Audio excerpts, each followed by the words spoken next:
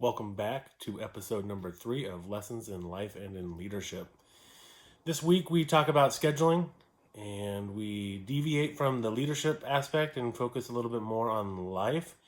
However, a lot of what we talk about will be applicable to work and to leadership as well. I was able to have a special guest today for our episode, and it's my sister.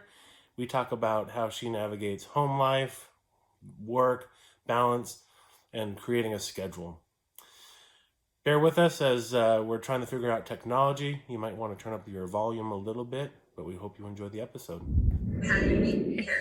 For everybody that doesn't know, you're my sister.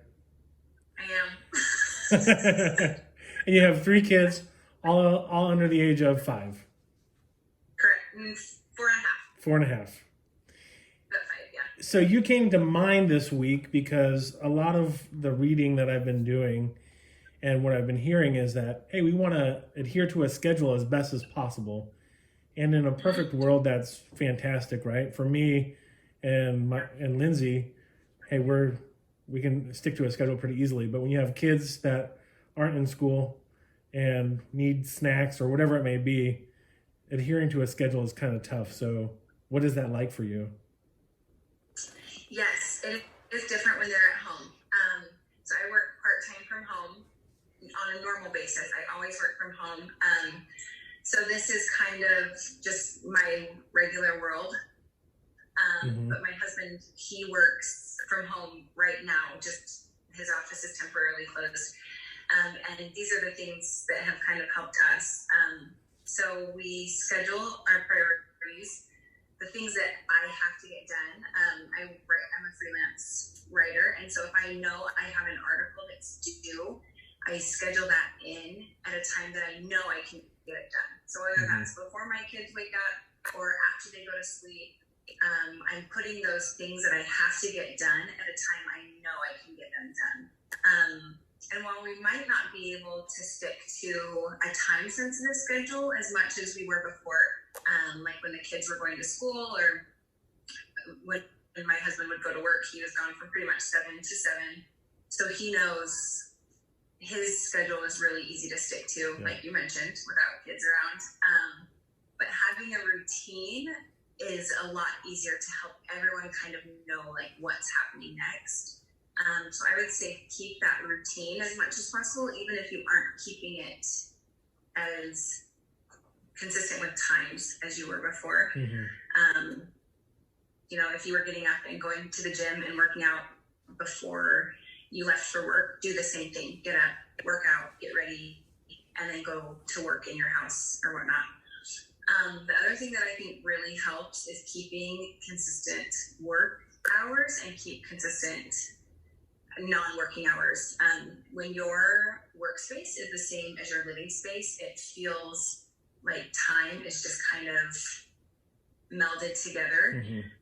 But if you can have consistent scheduled start and stop times, it can help things feel more blocked. So you feel like this is my work time. As soon as I'm done with that, I can devote to my family time or my non-work time.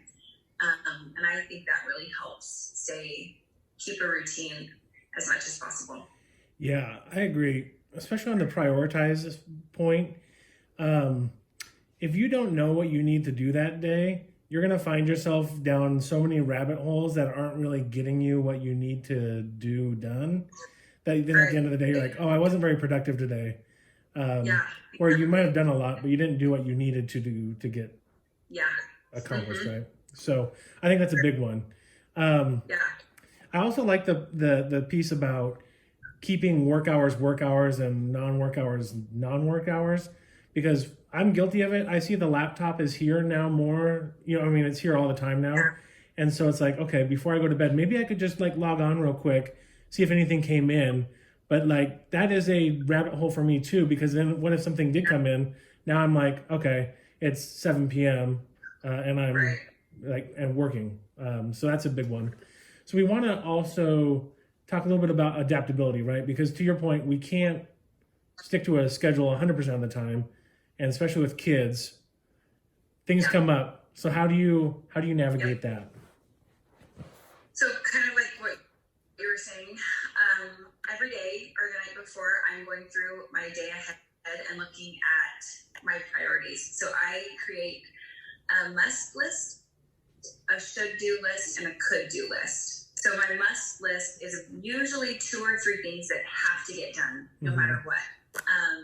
And sometimes that is like a task, a chore around the house. Oftentimes it's work related. It's an article that needs to be done. It's something that needs to be edited. It's something that needs to be written. The should do list is kind of like, oh, if I have an extra 15 minutes, 20 minutes, an hour, that's something I could do, but it's not time sensitive. It's not necessarily urgent. And then the could do list is just kind of, I'll get to that at some point. But because the must-do list are the priorities that I scheduled, in those times that I know I can get them done before my kids are awake after they go to sleep. I know I'm getting like my absolutes done. And then the rest of the day can be kind of fluid. I can be a little bit more flexible in like, okay, this I would like to get done at some point, but if it happens in the morning or if it happens in the afternoon, it's not that important, as long as it kind of fits within what else is going on. I think just being flexible and understanding as much as you can that things aren't going to go as smoothly as they go in your head or as smoothly as they do when you aren't at home with all of your kids, and giving yourself and giving your kids that grace. I think that really goes a long way in helping you feel sane.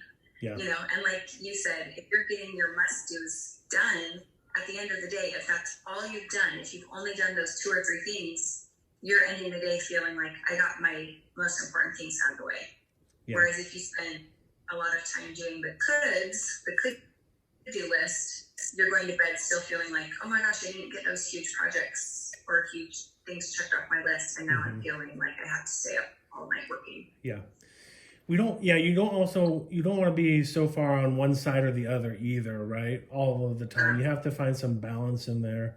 And what I found is even when I am going through my must-do list, like I'll get to a point where I'm feeling a little bit burned out maybe, or something's going on. It's like, okay, I need to go around the block real quick and do a quick walk, or I just need to stand up and get away for 2 seconds. So just being adaptable of like, hey, even though I have all these things to do, it's okay to take some time, to get away and refocus and refresh and come back. So, and I think being critical about your like must do's. There's a lot of things that could be classified as a must do, but if you really look at it, could it be a could do or a should do, or could it be a must do on a different day? Too. Agreed. Well, I appreciate it. Thank you very much. Now I will say, right, so in reading your article as freelance, you provide a lot of good information for people trying to navigate this craziness. I've heard a lot about, keeping marriage going, easy kitchen recipes, how to get information without getting information overload.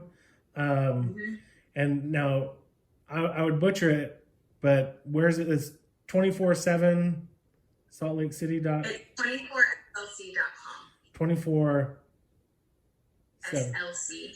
Salt Lake City. 24slc.com. A lot of stuff out there, a lot of good resources in trying to help us navigate this. So hopefully we'll get some people out there to take a look at it. That'd be great. Thank you. Anything that you want to close this out with? No, I'm good. Cool. Well, thanks for the time. I'm sure the kids are being wrangled by Matt right now and ready to see you. So we'll let you get back to that. But enjoy your weekend. Thank you.